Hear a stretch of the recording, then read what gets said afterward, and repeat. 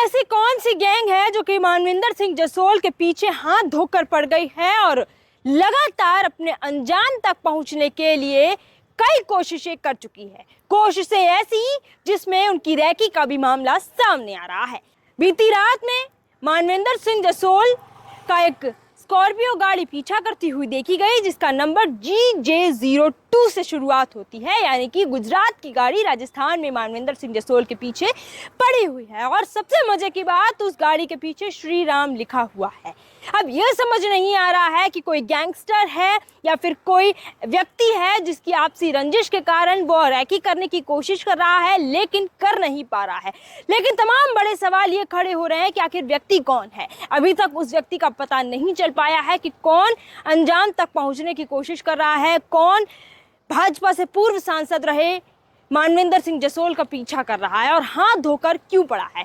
बीते कुछ दिन पहले सिंदरी सिवाना में जब एक कार्यक्रम में मानविंदर सिंह जसोल जाते हैं, वहां भी एक रैकी करती हुई गाड़ी जिसका नंबर GJ02 ही था, उस वही गाड़ी कल जब मानविंदर सिंह जसोल कार्यक्रम से अपने घर की ओर लौट रहे थे, रैकी करती हुई 3 से 4 बार ओवरटेक करती हुई देखी गई। उसके बाद रात बीती तो सुबह हुई। सुबह जब मानविंदर सिंह जसोल के सुरक्षा में तैनात पुलिसकर्मी बाहर निकले तो उन्होंने देखा कि घर से कुछ दूर खड़ी वही गाड़ी स्कॉर्पियो देखी गई।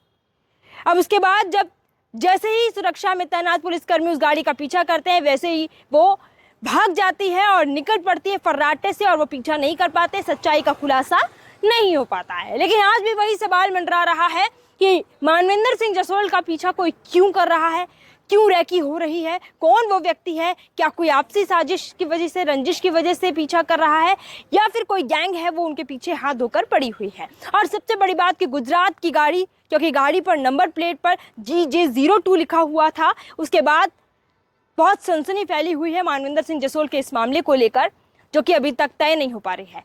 लेकिन बाड़मेर के SP चूनाराम जाट की सतर्कता के कारण जो भी गैंगस्टर हो, जो भी गैंग से जुड़े हुए लोग हो या कोई व्यक्ति हो, वो अपने अंजाम तक नहीं पहुंच पा रहा है, क्योंकि सतर्कता बढ़ती जा रही है और तमाम पुलिसकर्मी जो हैं वो यही दिन रात तैनाती में लगे हुए हैं कि कौन वो व्यक्ति है जो रैकी करता हुआ देखा जा रहा है। अब सबसे बड़ी बात यह है कि आज मानविंदर सिंह जसोल ने भजनलाल सरकार से के मुख्य सचिव श्रीनिवास से भी बातचीत की है। अब क्या होगा इस पूरे मामले को लेकर, क्या भजनलाल सरकार किसी तरह का कोई एक्शन लेगी, क्या उनकी सुरक्षा बढ़ाई जाएगी, क्योंकि कहीं ना कहीं ये भी कहा जा रहा है कि सुरक्षा में बड़ी चूक हुई है, इसीलिए कोई रैकी तक पहुंच पाया है। वरना अब तक कौन रैकी कर रहा था, क्यों आया, कहां से आया, सारे तमाम सवालों के जवाब मिल चुके होते। अब भजनलाल सरकार इसको कैसे देखती है, किस तरीके से एक्शन लिया जाएगा, उनकी सुरक्षा बढ़ाई जाएगी या नहीं बढ़ाई जाएगी, ये भी तमाम चीज़ें हैं वो आने वाले समय में देखने को मिलेंगी। आपकी क्या राय है, कमेंट सेक्शन के माध्यम से बता सकते हैं।